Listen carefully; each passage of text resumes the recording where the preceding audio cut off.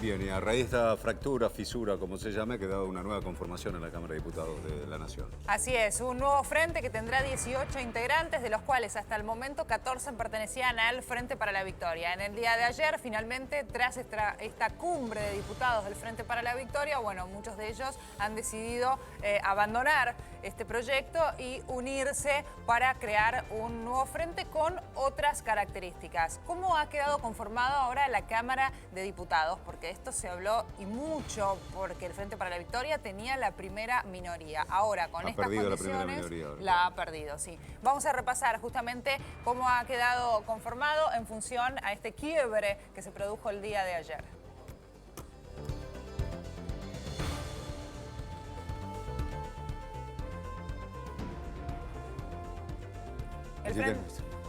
Frente para la Victoria con 83 diputados concretamente. Cambiemos con 86 justamente banca, justicialistas 16, que es este nuevo partido. Algunos dicen 16, otros 18 y se irían sumando también en los próximos días, ¿no? Una con 28 y luego el resto concretamente. Allí lo que hay que ver es, los que muchos se preguntan, si esta decisión que hubo en la conformación de lo que se llama ahora el bloque justicialista, si no se seguirán sumando, o todos estos cambios que pueden provenir ahora de que aquellos que se han pasado al bloque justicialista no vuelvan al Frente para la Victoria o viceversa concretamente, ¿no?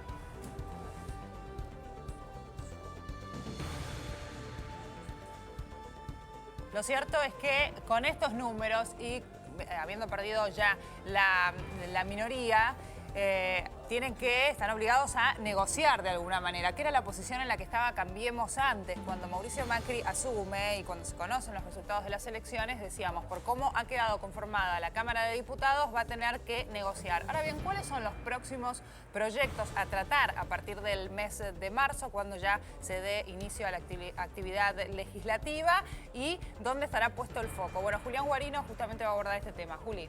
Sí, es este nuevo mapa que empieza a esbozarse en el Congreso, que como vos bien decías, seguramente va a tener nuevas versiones a lo largo de los próximos días, porque esto está claramente, de alguna manera, desarrollándose y hay quienes sostienen que podría ser aún mayor la cantidad de legisladores que se vayan del bloque del Frente para la Victoria y que se constituyan en este nuevo bloque. Bueno, todo esto le ha dado cierto margen, yo no digo de especulación, pero sí, hasta yo diría de cierto optimismo al gobierno nacional, que necesita de los votos de la Cámara Baja y la Cámara Alta para empezar a convalidar lo que son proyectos, en este caso de ley, transformarlos justamente en leyes y puntualmente ir generando determinado tipo de condiciones, sobre todo teniendo en cuenta cuáles son las necesidades puntuales desde el punto de vista, por ejemplo, económico que tiene el gobierno. Una de ellas claramente es tratar de fortalecer lo que es la posición en dólares que tiene el Banco Central. Para eso ya han señalado desde lo que es la jefatura de gabinete, incluso desde la Presidencia de la Nación, que lo que van a buscar es endeudarse. Claro, para endeudarse, para poder pedir préstamos en el mercado internacional de deuda, primero hay que terminar con los problemas que uno tiene, con ese frente externo que en este mismo momento está llevando adelante negociaciones. Está el secretario de Finanzas en los Estados Unidos, en Nueva York, negociando con lo que se denominan los fondos buitre, y hay, yo diría, dos leyes fundamentalmente que hasta ahora le impiden al gobierno nacional terminar de cerrar el acuerdo, darle la mano justamente a los fondos una vez que estén presentadas y estén convalidadas las ofertas. Entonces, si les parece, repasamos un poco cuáles son estas leyes que necesita el gobierno del Congreso y que a partir de ahora, con este cambio que se ha generado, como decía Agostina, cuando el Frente para la Victoria deja ya prácticamente de ser la primera minoría y pasa el Frente Cambiemos a constituirse en la primera minoría, bueno, da la sensación de que queda un poquito más allanado el camino. El primero de ellos tiene que ver con los fondos buitre, decíamos, con la negociación que se está llevando adelante en este mismo momento en Nueva York.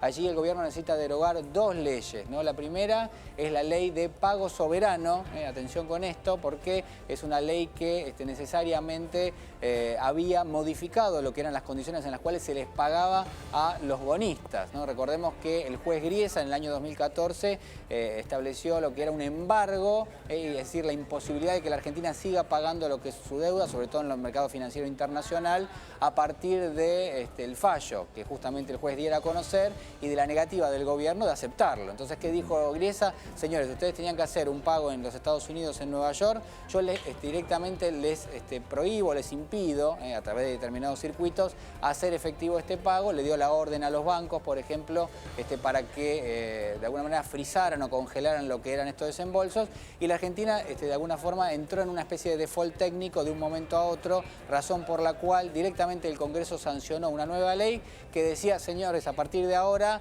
lo que era Nueva York pasa a ser Buenos Aires, lo que era el Bank of New York pasa a ser Nación Fideicomisos, y esto se lo llamó la Ley de Pago Soberano. Bueno, esta ley obviamente no puede seguir teniendo vigencia en la medida en que uno llegue a un acuerdo con estos fondos, los fondos buitre. La otra de las leyes es la que está ahí, ¿no? La Ley Cerrojo, que... En un principio había una predisposición del bloque del Frente para la Sí. Victoria de apoyar así un acuerdo con los buitres, ¿no, Julián? Sí, ahí un poco están divididas las aguas. Yo te diría que hay, como decíamos siempre, hay halcones y palomas. Para los halcones, de alguna manera la resolución de las Naciones Unidas y la visión general de muchísimos países de ir en contra de lo que son estas especies de avanzadas que tienen estos fondos, donde recompran deuda muy barata para judicializar lo que es justamente la demanda.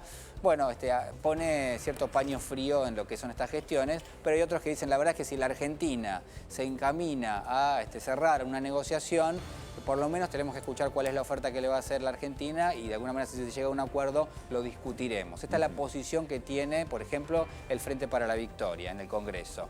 La otra de las leyes que es importantísimo derogar, en caso que uno quisiera llegar a un acuerdo, es lo que se llama la Ley Cerrojo. En la Ley Cerrojo, que no es esto, estamos hablando acá de los impuestos a las ganancias, pero termino con la Ley Cerrojo que es importante, que es la que hasta ahora le impedía al país hacerle una oferta mejor a aquellos bonistas que habían quedado fuera del canje si uno la comparaba con la que se había hecho puntualmente a aquellos que habían entrado en el canje de deuda, ¿no? Esta ley hay que derogarla porque así la Argentina puede hacer algún otro tipo de oferta. Bien. Sobre este tema que estamos viendo ahora, el impuesto a las ganancias, hay, yo diría, mucho debate por un lado, una estrategia bastante fuerte del gobierno por otro para tratar de concentrar lo que son las discusiones, sobre todo las discusiones paritarias, y que el foco principal se desplace a lo que es el impuesto a las ganancias.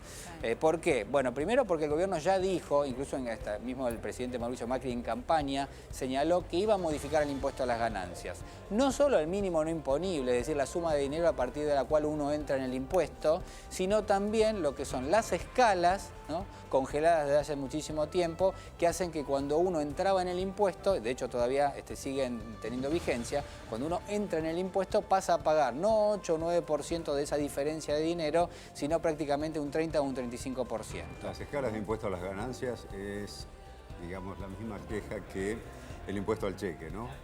Así Puesto es. provisoriamente hace muchísimos años y todos los gobiernos que pasaron nadie dijo nada, siguió vigente siempre. Y la oposición criticando al gobierno de turno Sí. que había que quitar el impuesto al cheque. Pero si llegaban a ser gobierno después siguió vigente, ¿no? Sí, hay una máxima que rige estrictamente para lo que es el circuito impositivo en la Argentina, es que impuesto que sube al estrado no baja nunca más, digamos, no lo sacan. Hemos visto, incluso repasábamos en algún momento la boleta de servicios de energía eléctrica, el impuesto del año 67, que no tiene ningún tipo de destino y que se siguen cobrando. Así que bueno, sí. El Frente para la Victoria habría presentado un proyecto, ¿no?, para la modificación de ganancias, pero estarían exigiendo 30.000 pesos neto. Sí, exactamente, ¿no? Exigen 30.000 pesos neto, es decir, esto prácticamente lo pone en un monto en bruto Neto se de... refiere al salario bolsillo. Claro, lo que te queda en el queda bolsillo. claro. Es buena la aclaración, ¿eh? Esto exige un bruto que está muy cerca de casi de los 40.000 pesos. Sí. Y en líneas generales hay un proyecto que presentó el senador Pichetto que de alguna manera prevé no solo la modificación del mínimo no imponible, sino también el cambio de lo que son, lo que decíamos, las escalas, y también las deducciones que pueden hacer las familias para pagar menos impuestos. Sí, que de esto que nadie... quedaron desactualizadas también. Totalmente, y que de esto nadie habla, y sería deseable que si se trata en el Congreso, bueno, se pueda llevar a cabo. También los 30.000 pesos, Sí. esto se hablaba en diciembre, noviembre, diciembre, cuando se anunció concretamente. Cuando se trate o sea vigente concretamente en un par de meses, si llega la reforma, ya esos 30.000 pesos tendrían que tener alguna actualización, ¿no? Sí.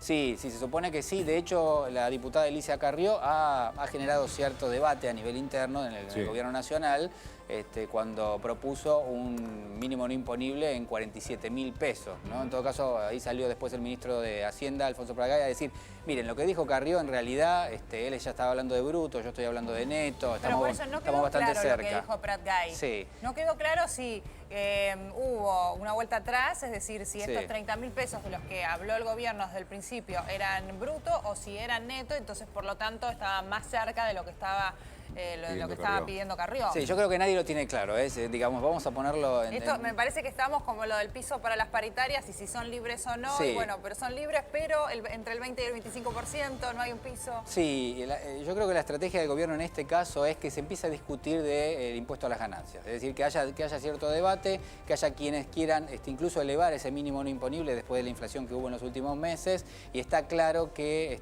en algún punto es probable que se cierre incluso por encima de los 30.000 pesos el impuesto a las ganancias. Bueno, bajo ningún aspecto creo que podría superar los 40.000, pero es probable que se termine definiendo hacia arriba. Y la tercera de las leyes que necesita el gobierno, y creo que esta es en la que más énfasis va a poner probablemente, es la ley de coparticipación.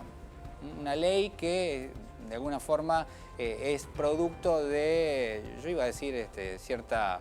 no sé, digamos, cierta pereza, llamémoslo así, por parte de legisladores, pero también por parte de gobernadores a lo largo de los últimos años, desde el año 94, de que se hizo la reforma de la Constitución, que se supone que hay que sancionar una ley de coparticipación, una nueva ley, y que no se ha hecho.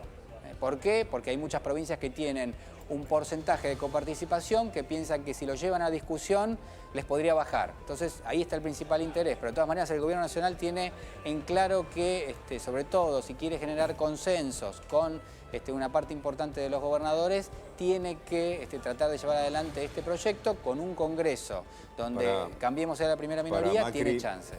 Es la batalla madre, la ley de coparticipación. Exactamente, aunque a uno le suene como un poquito menos caliente que el resto de los proyectos, de todas maneras se va a poner mayor fuerza y este nuevo escenario da la sensación de que podría allanarle un poquito más el camino. Bien, Julián, ¿qué tenemos en minutos? Y en minutos, si querés, podemos discutir qué pasa con las paritarias, a ver cuánto, de alguna manera, están reclamando puntualmente lo que tiene que ver con los sindicatos y atención también con lo que son los detalles del impuesto a las ganancias, qué quiere Elisa Carrió, qué quiere Alfonso Prat Gay, el ministro de Hacienda, y qué proponen desde otros sectores, puntualmente desde el peronismo, el caso del senador Pichetto también del Frente para la Victoria, que dice, bueno, no solo hay que modificar escalas y mínimo no imponible, sino también deducciones, algo a lo que nadie le presta atención y realmente hasta puede llegar a ser la diferencia entre pagar mucho impuesto y pagar poco impuesto. De eso se trata.